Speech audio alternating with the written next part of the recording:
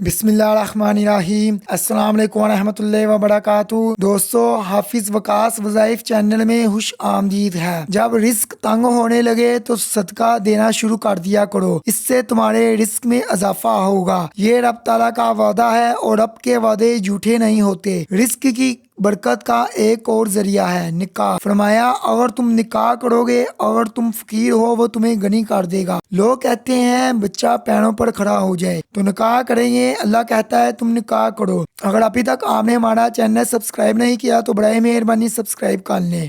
اپنے اہل خانہ کو نماز کا حکم دینے سے رزق میں اضافہ ہوتا ہے، کیونکہ صبح صادق کا وقت رزق کے بٹنے کا وقت ہوتا ہے، اور جس گھر میں صبح کے وقت لوگ سوئے ہوئے ہوتے ہیں وہاں بے برکتیاں ہوتی ہیں۔ ایک حدیث میں رزق کے اضافے کا ایک اور نسخہ ہے۔ میرے کریم آقا صلی اللہ علیہ وسلم نے فرمایا، جو شخص یہ چاہتا ہے کہ اس کے رزق میں برکتیں ہوں اور اس کی عمر میں اضافہ ہو تو وہ اپنے رشتہ داروں کے ساتھ سلوک اچھا کرے۔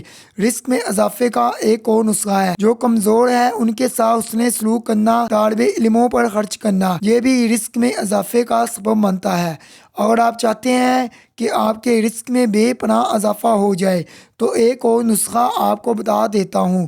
مغرب کی نماز کے بعد 21 مرتبہ سورۃ الکوثر پڑھ لیں، کثرت ہو جائے گی انشاءاللہ۔ اول آیت درود پاک بھی ساتھ پڑھ لیں، اور بہت سارے مسائل ہوں تو ہر نماز کے بعد 21 مرتبہ پڑھنے کا معمول بنا لیں۔